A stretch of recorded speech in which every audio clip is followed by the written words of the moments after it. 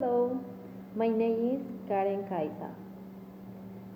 The effect of conjugate reinforcement on the leg movement of infants with spina bifida.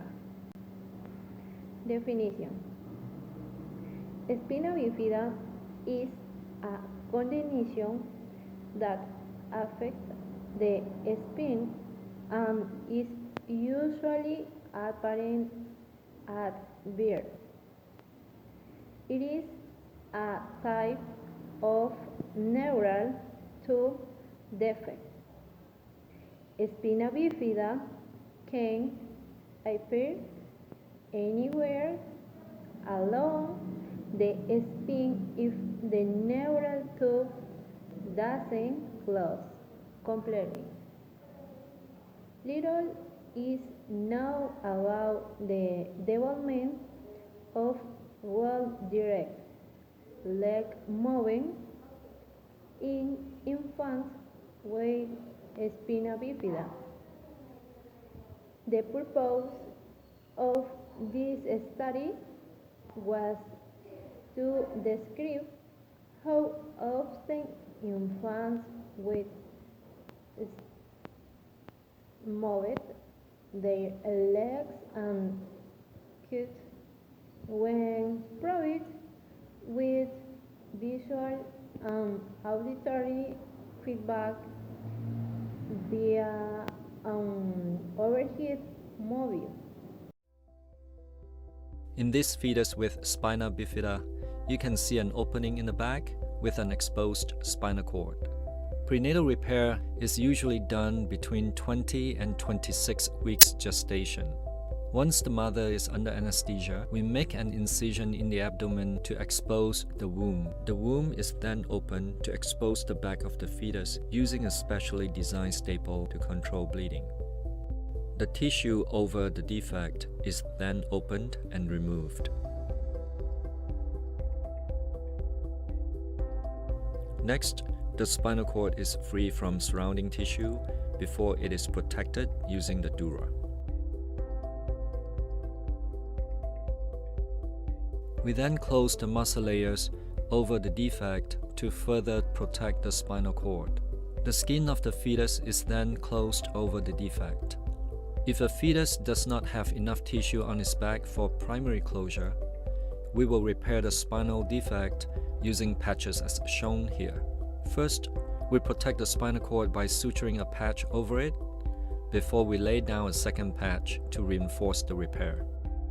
We then close the large skin defect using a piece of skin substitute to complete the repair. We then close the womb and conclude the surgery by closing the mother's incision. Ideally, the pregnancy is continued until 37 weeks gestation before the baby is delivered by C-section.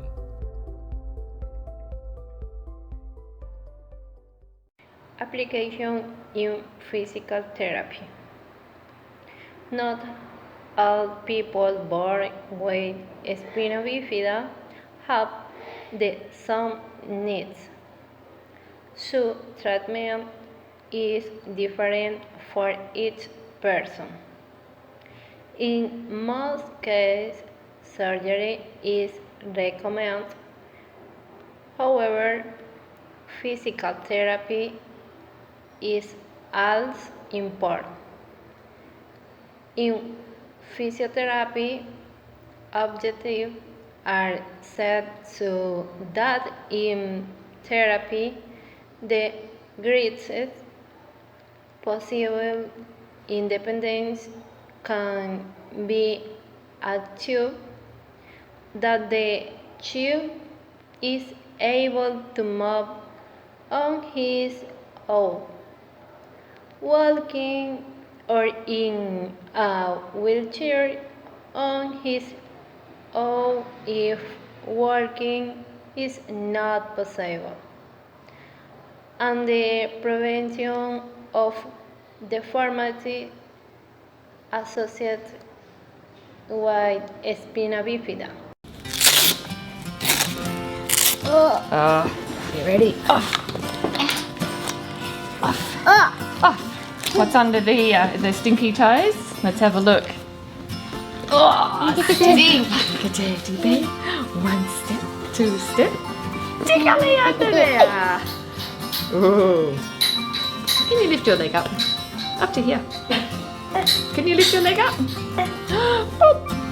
You can stop and say hi. Keep going. Keep going. Keep going. Up to the top of the corridor. Good walking. Now this is trickier than your other walker, isn't it? It's got the swivel wheels in it. Good.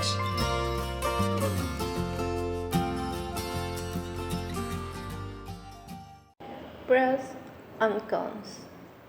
Pros: the babies participating in the research generate significantly more movements of legs in the acquisition or extinction condition compared to baseline.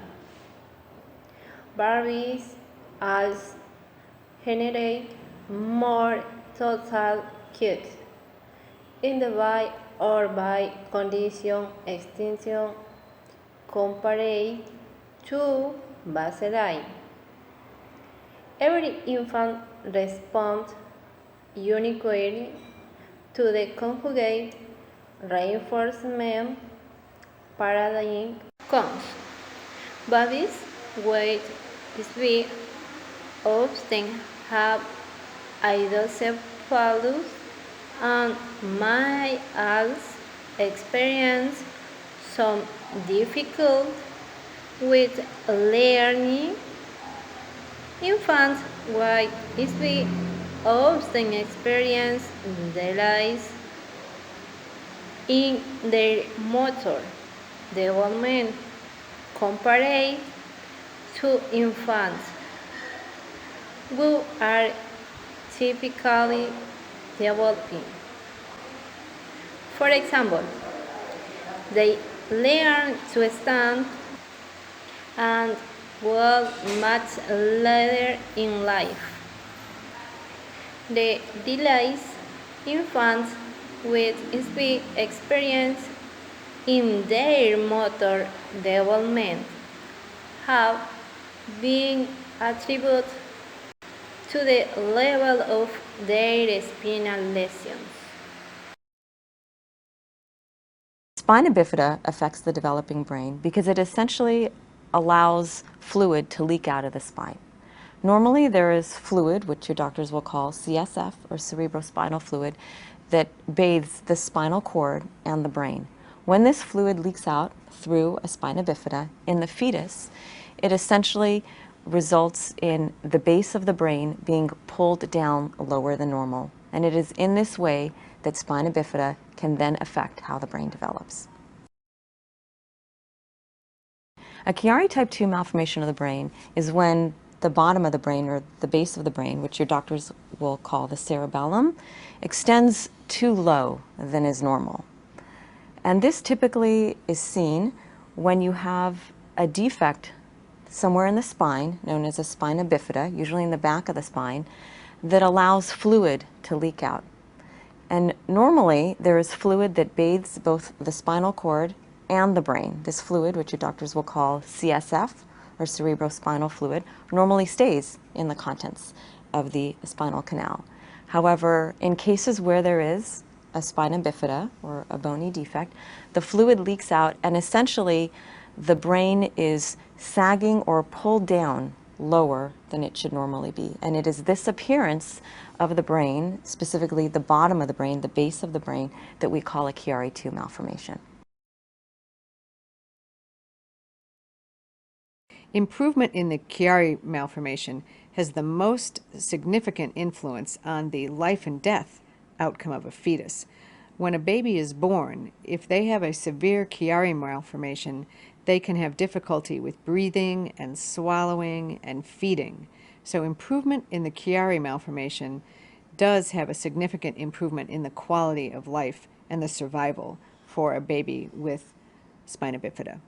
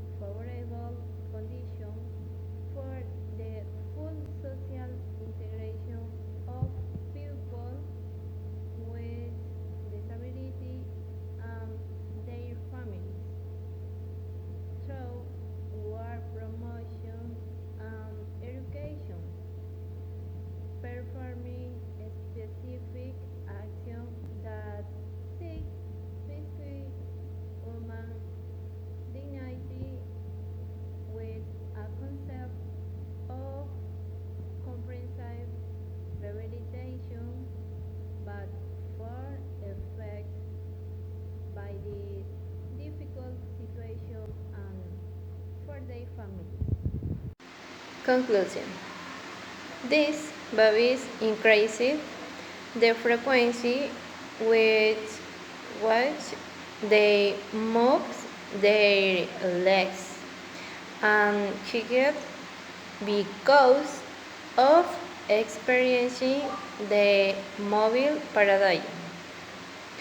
Beyond the frequency of leg movements and kickings, each infant demonstrated an individual response to conjugate reinforcement paradigm by increasing the number of complex shifts that generates or demonstrating new type of kicks in the condition of acquisition or extinction in cooperation with baseline. Thank you.